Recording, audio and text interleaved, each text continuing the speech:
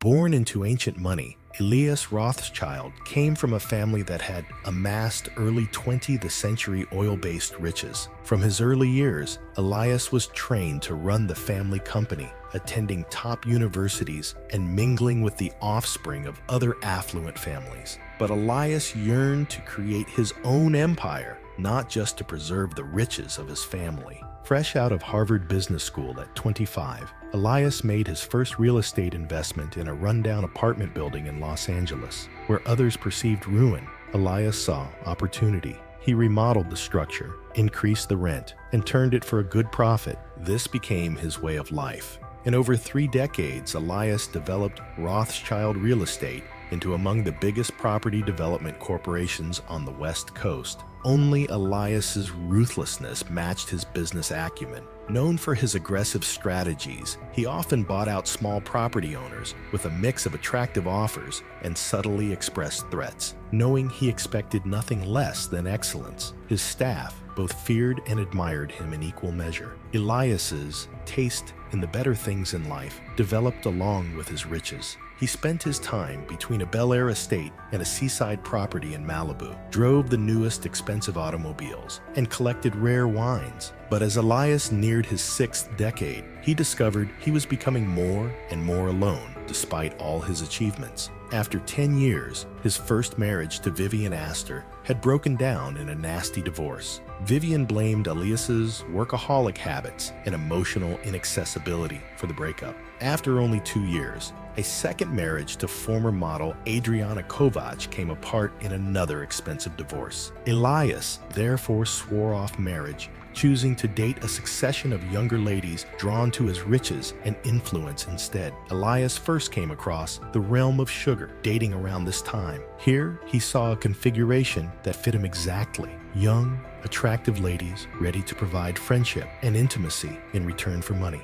Elias moved through multiple sugar babies, never allowing any of them get too close, always keeping control of the relationship with his riches. But Elias started to feel the weight of his years more sensibly as he neared his 61st birthday. Looking in the mirror, he saw a guy whose personal life was empty, but who had achieved everything he had ever desired in his career. He yearned for a closer relationship, for someone who may make him feel youthful once again. Elias Rothschild initially came onto Zara Fontaine in this frame of mind. He knew he had to have her the minute he saw her, young, gorgeous, with a spark of ambition in her eyes. Elias was unwittingly starting a series of events that would bring him down and permanently damage the Rothschild reputation he had fought so hard to improve. He was chasing Zara. Zara Fontaine's narrative started in the little village of Oak Ridge, far from Los Angeles flash and gloss. Zara, who was born to a struggling single mother, learned early on that life was seldom fair and that beauty could be a burden as well as a gift. Working as a server at the neighborhood restaurant, Zara's mother barely made enough to cover their roof above. Before Zara was born, her father vanished, leaving just a name on a birth certificate and a hole in Zara's heart. Growing older, Zara witnessed her mother go through a sequence of partners, each one appearing to absorb a bit of Lila's personality. Zara struggled at home, but she was outstanding in the classroom. She was brilliant and personable, naturally gifted for performance that made her the star of every school production. Her instructors spotted promise in her and urged Zara to strive high and toward college. But the hard truth of their financial predicament emerged as high school graduation drew near. There was no savings to draw on or money for tuition. Driven to break out from the cycle of poverty she had known, Zara took a big risk. She got on a bus to Los Angeles with only a rucksack full of clothing and the money she had earned from her part-time job at the neighborhood movie theater, head filled with dreams of celebrity. But the city of angels turned out to be considerably less friendly than Zara had thought. She soon learned that, all vying for the same few prospects, hundreds of other young ladies also had aspirations. Like her mother, Zara came upon employment as a waitress, but the little salary hardly paid for the rent on the small studio apartment she shared with 2 other aspirational actors. Zara's hope started to wane as weeks stretched into months without any apparent break. She was about to give up and go go back to Oak Ridge when a fortuitous meeting altered everything. Serving a table of young ladies who appeared to radiate affluence and confidence, Zara worked at an elegant restaurant. She heard them talking about their plans and the presents they had gotten from their dads as she cleaned their dishes. Desperate for a way out of her financial problems and intrigued, Zara started up a chat with one of the ladies after her work. Zara first learned about sugar dating from the lady Destiny. She described how young, beautiful ladies may meet affluent older men who would provide financial assistance in return for company. Zara initially showed reluctance. Dependent on men for existence, it seemed more like the life her mother had known. But Zara's misgivings started to fade as Destiny showed her the expensive clothing, the opulent homes, and the possibilities that accompanied being a sugar baby. Zara registered on a special sugar dating website with Destiny's assistance. She picked her most appealing pictures, wrote a clever bio, and then waited. Her email became inundated with messages from possible sugar daddies within days. One communication, nevertheless, caught out among the others, an offer to attend a charity event as guest of one Elias Rothschild. Zara had no idea that accepting that offer would send her down a road that would lead to catastrophe and permanently change the direction of her young life. On the evening Zara Fontaine and Elias Rothschild first met, the hotel ballroom gleamed with chandeliers and the jewels of Los Angeles elite. Feeling out of her depth and wearing a borrowed gown, Zara anxiously looked around until her eyes met with those of an eminent elderly guy approaching her. "Elias, I suppose?" Zara reached out her hand and her voice shook just little. Elias grabbed it, his hold strong and sure. "The pleasure resides with me, Miss Fontaine." With a light touch on the small of her back, he led her into the ballroom, and Zara shivered. She couldn't tell whether from exhilaration or anxiety. As the evening wore on, Zara became enthralled with Elias. He looked very interested in her goals, was kind and clever. Elias's eyes flashed as she revealed her difficulties breaking into acting. "I have contacts in the business," he added. "I could maybe introduce a few things." Zara's brain was whirling by night's end. From the champagne as well as from the opportunities Elias offered, she readily agreed when he asked her to supper the next evening. If one might call their courtship, it moved at a whirl speed.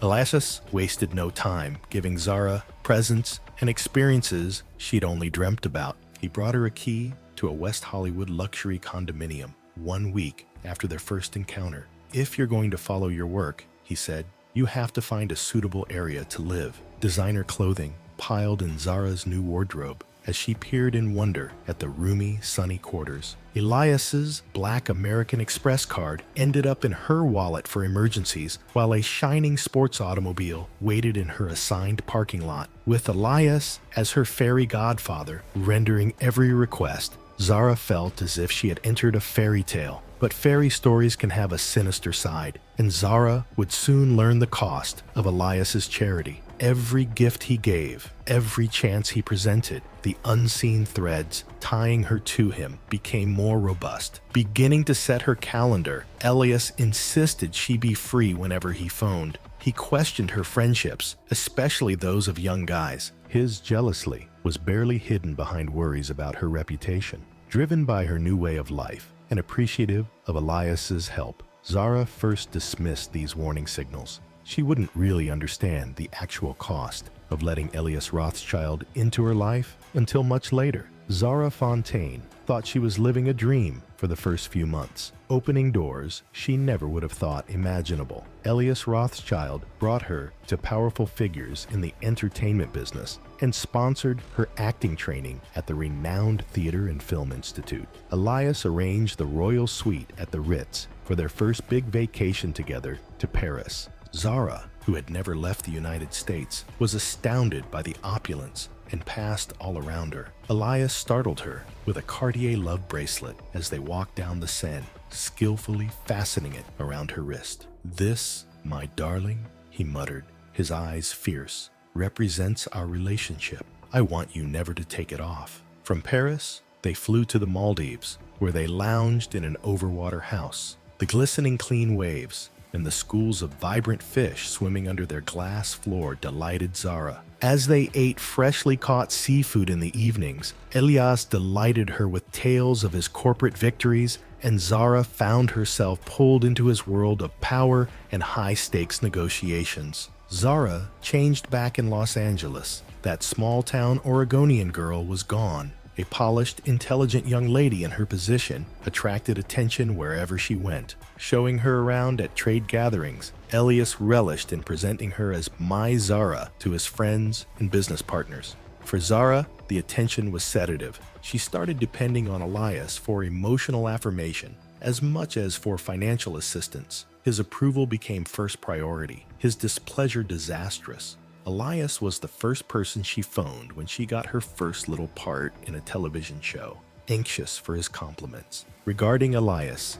he started to show Zara more and more possessiveness. Feeling invigorated in her company, he savored her vitality and beauty. He started to change his calendar to spend more time with her, calling off business meetings to surprise her with last-minute shopping runs or lunch dates. Early on in their relationship, Zara was both anxious and delighted by Elias's expert touch. With Elias leading and Zara following his signals, their first intimate meeting combined embarrassment and desire. Zara was shocked by their connection behind closed doors despite their great age gap. Their physical connection became more profound as their love developed. Elias took great satisfaction in his ability to satisfy Zara and show her devotion in the bedroom. These intimate moments for Zara were complex, a mix of actual enjoyment and the underlying knowing that this fit their plan. Zara could not suppress the physical desire that persisted between them, even as she started to question their relationship. But behind the surface of this apparently ideal arrangement, tensions were starting to whirl. Although Zara appreciated everything Elias had done for her, sometimes her continual presence and demands on her time seemed stifling, and even with his outward kindness, Elias had a growing anxiety of Zara leaving him for someone younger. Neither of them knew yet, but storm clouds were building over the horizon, and the honeymoon period of their marriage was about to end. Summer gave way to October, and little changes started to slink through Zara and Elias's marriage. Their arrangement's initial thrill began to fade. Then Zara's developing sense of monotony took front stage, accompanied by uneasiness. Though Elias had contacts, Zara's acting career was not going as she had intended. Her little part resulted in few auditions, but nothing significant came of use. Whispers of Sugar Baby followed her around casting offices, so she started to question if her relationship with Elias was really impeding her development. Zara resolved one crisp October morning to treat herself to brunch at a hip West Hollywood eatery. She was drinking her coffee when a gorgeous young guy seated next started chatting. Jasper Reeves, 22, was a film student. Zara was drawn in by Jasper's simple appeal and love of movies. Before she realized it, hours had flown in enthusiastic conversation. Zara had a real connection for the first time in many months. Jasper saw her as equal rather than as a project or accessory. Zara hesitated just momentarily before handing him her number, rationalizing it to herself as networking. Over the following 3 weeks, Zara discovered she was often messaging Jasper. They got back together for coffee and then for cocktails. Zara reassured herself every time it was just a friendship, innocent. She understood, deep down, however, that she was walking on precarious ground. Elias, however, was not ignorant to the changes in Zara. He saw her growing inattention, her phone-guarding behavior, and her evasive answers concerning her whereabouts. His past marriages had taught him the indicators of a wandering eye, and his envy, always simmering under the surface, started to boil over. One evening, they were dining at Elias's estate when he approached her. Is he who? Although Elias spoke softly, his eyes were icy. Zara, startled, mumbled a denial, but Elias persisted. Tell me straight, Zara. Don't lie. I have witnessed your behavior. Remember everything I have done for you. Their worst yet was the case under debate here. Feeling trapped, Zara lashed out, accusing Elias of treating her like a property. With his calm breaking, Elias reminded her of her modest upbringing and said she would be nothing without him. The next days brought a tense ceasefire covering over them, redoubling his attempts to keep Zara near. Unexpected presents show up every day, spontaneous excursions scheduled. But Zara felt even more imprisoned. Once exciting her, the opulence seemed like a golden prison now. Zara made a fatal choice during this turbulent period. She contacted Jasper after yet another explosive conflict with Elias. Zara broke down at the loving, free from criticism voice. She went straight forward and admitted everything.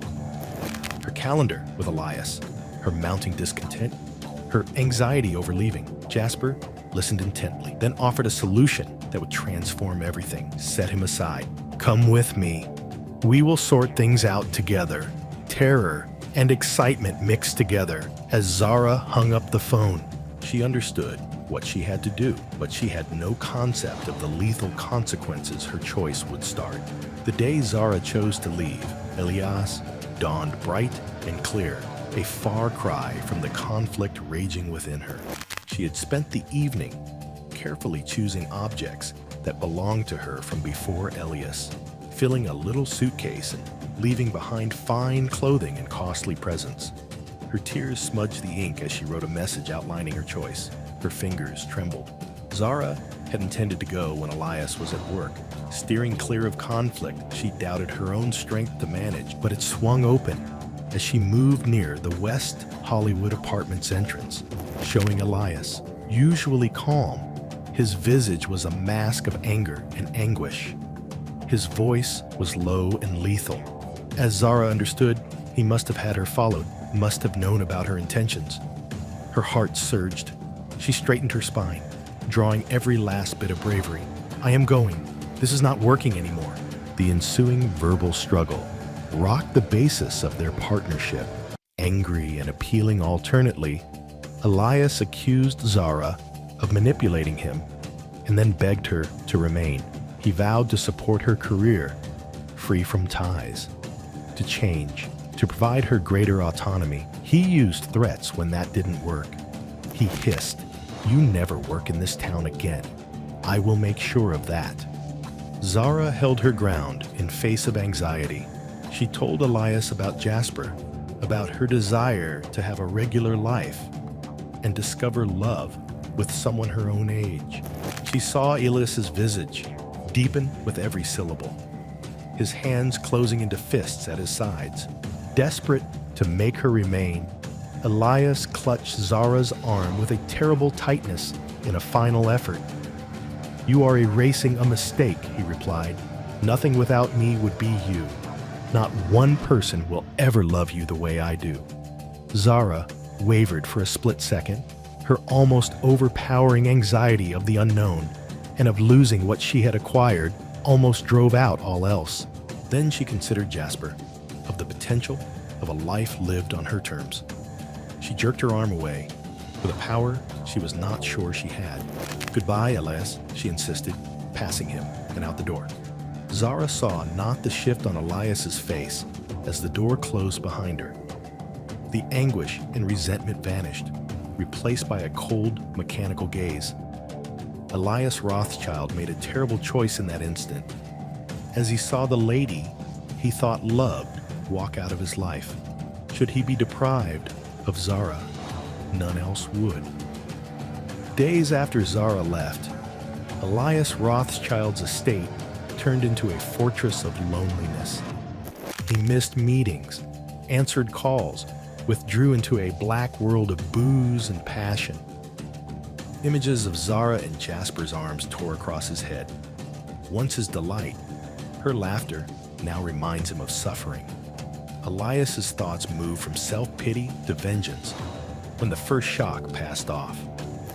From nothing, he had created an empire, molding the planet to his will. He resisted, let a 19-year-old girl and her college boyfriend ruin him. Elias started to plan coldly, with exacting precision. He understood he could not do the act himself. He stood to lose too much. He was looking for someone disposable, someone who could vanish from the scene without anybody else tracking back to him. Elias met a guy only known as Dante Wolf by means of covert inquiry in the darker sides of his corporate life. Wolf was a ghost, a former military agent hired shooter noted for his efficiency and judgment. Their first encounter was in the basement of a downtown abandoned building. Elias came to owned. Scarred, strong guy with lifeless eyes, Wolf paid indifferent attention as Elias enumerated his needs. Elias said, "It should seem like an accident. Nothing at all connected to me." Elias supplied Wolf details on Zara's daily activities, new address, and behavior during the next week. He had paid a private investigator to follow her, and now that knowledge would be fatal. Timing was the last-minute element. While Wolf advised patience, Elias wanted it done right now. Rushing would raise the possibility of errors and evidence omission. They wanted the ideal chance, one when Zara would be weak and alone. That possibility showed up earlier than anticipated. Elias found via his sources that Zara had a minor part in an indie film production in a far-off part of Los Angeles. Late one night, after a day of auditions, she would be alone traveling there via Mulholland Drive. When Elias told Wolf this, the hitman nodded grimly. Elias poured another glass and stared out over Los Angeles's glittering lights. As Wolf exited to finish getting ready, he considered Zara with her smile, hopes, treachery. His will faltered for a brief instant. Was he going to truly carry out this? Then he saw her making a life without him with Jasper, young and in love. His hold on the glass became stronger until it broke, fragments slicing into his hand. He paid little attention to the blood or the suffering. He decided this: Zara Fontaine had to pass go. For Los Angeles, the evening of July 15th was abnormally chilly. A light fog from the ocean covered the city in a ghostly mist. For Zara Fontaine, that day promised both apprehensive excitement and promise. The director had indicated that the part may be hers. She had spent the day in a callback audition for a minor role in a big studio film. Zara's initial impulse was to phone Elias and tell him her news as she exited the studio. Her finger lingered over his name and her contacts before she caught herself. The habit of months not easily disrupted. Rather, she contacted Jasper, her heart rising at the sound of his supportive words and real enthusiasm for her possible break. "Jasper," Zara remarked as she hopped into her vehicle, "I wish you could come tonight." A little Honda Civic that, after months of luxury car chauffeuring, seemed like liberation. But Jasper missed the trip to the shooting site as he had a big project due for his film class. "Tell her," he advised, "drive safely. When you get there, phone me." She felt uncomfortable when Zara started Mulholland Drive and saw the meandering road dark and foggy before her. She attributed it to anxiety over the filming and residual concern about Elias maybe trying to undermine her young career. Turning up the radio, she sang along to help her escape her darker thoughts. Dante Wolf was already in place meantime. He had painstakingly scoured the path, pinpointing the ideal location for what would seem to be a fatal collision. The guardrail inexplicably collapsed on a tight curve with a high drop-off. All it would need was a little prod at the proper time. Sitting in his unassuming black SUV, Wolf watched the road patiently like a predator, engine idle. He drew out gently, slipping into position behind Zara, when he noticed her Civic's headlights on. Looking in her rearview mirror inside her automobile, Zara saw the SUV. She felt a flutter of discomfort at realizing she was alone on this remote length of road. Wanting some space between herself and the other car, she slammed down on the pedal. Wolf drew in closely and matched her pace easily. He moved just before the fatal curve, accelerated fiercely, and clipped the back of Zara's vehicle. Tires screaming as Zara battled for control, the Civic fishtailed. She looked to be recovering for a heart-stopping instant. Then the automobile ran over the compromised guardrail part. As the Civic slid down the mountain, The globe whirled and slanted. The vehicle rocked, metal crumpling, glass breaking. Zara's cry stopped. When it at last rested at the bottom of the ravine, a strange quiet descended. Wolf stopped and looked down at the mess. Content that nobody could have survived the collision, he grabbed a throwaway phone. "It's done," he remarked just before throwing the phone over the cliff to join the debris. But perhaps destiny had other ideas. Confident in a job well done, Wolf drove away without seeing at the little motion in the twisted metal below. Just barely aware and severely wounded, Zara was alive. Zara pulled herself from the debris under a fog of agony and uncertainty. Though her phone was broken and unusable, she realized she needed assistance. She started to crawl, driven by a basic need to life and without any other choice. Every movement agonizing. A jogger would make a horrific find as daylight rose over Los Angeles. Zara's damaged corpse barely hanging to life, partially buried in the underbrush beside Mulholland Drive.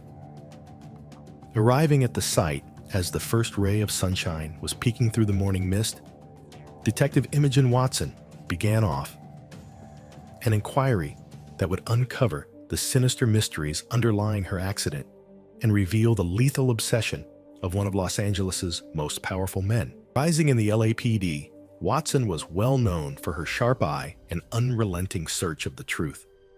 She looked over the accident scene and felt something nagged in her gut.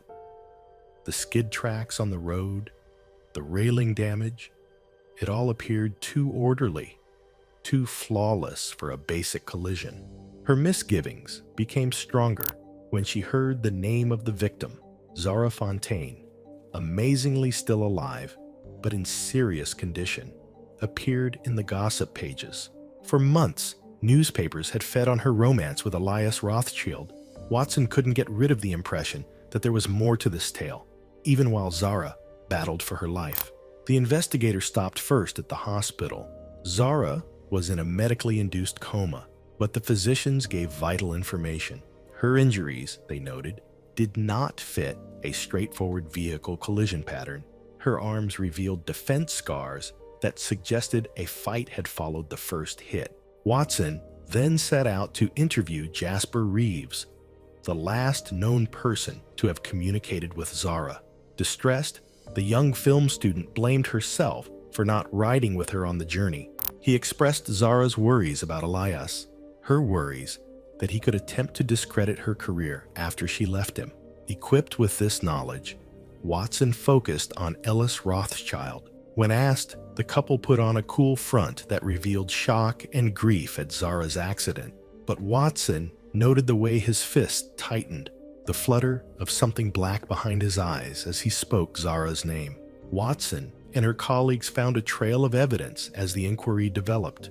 Though Elias claimed to be home all evening, cell phone records showed him near Mulholland Drive on the night of the collision. Days before the event, financial records showed a large, inexplicable outflow from one of his offshore accounts. Still, the actual break in the case came from an unexpected source. Arrested in an unrelated matter, a small-time drug dealer provided information in return for leniency. He said he overheard a discussion at a pub about a hit ordered on his younger girlfriend by a rich guy. His account of the intended matched Dante Wolf, a name known to law enforcement but never previously connected to any particular crime. Watson's research went into full force with this new direction. Examining Wolf's past, she followed his actions in the days before Zara's accident. Near the incident scene, surveillance video from a petrol station revealed an SUV that fit Wolf's description. Watson saw the familiar surge of a case opening as the elements started to fit. She understood, too, that connecting the connections between a well-known hitman, a rich real estate developer, and the young lady battling for her life in the hospital would call for more than just anecdotal proof. She wanted Zara to wake her and provide her side of the tale. She also required strong evidence. 3 weeks after the collision, Zara Fontaine woke from her coma and made the case breakthrough. For hours, Detective Watson sat by her bedside, softly coaxing the young woman's memories of that fatal night. Zara's account turned out to be the missing piece of the jigsaw. She recalled the black SUV behind the intentional collision, sending her automobile over the brink. Equipped with Zara's announcement, Watson acted quickly. Dante Wolfe was arrested on a warrant. A SWAT squad found him in a desert safe house. Wolfe broke under close examination and exposed the specifics of his relationship with Elias Rothschild. After Wolfe confessed, Elias's house was raided. Hidden in a secret vault, investigators discovered devastating evidence. Detailed Zara's itinerary the night of the accident, letters to Wolfe, and financial records of the hit payment. Elias received a life in prison sentence, devoid of parole possibility. Dante Wolfe got a 25-year sentence after testifying in exchange. Still healing from her injuries, Zara turned to Jasper's relentless support and the assurance that justice had been done for comfort.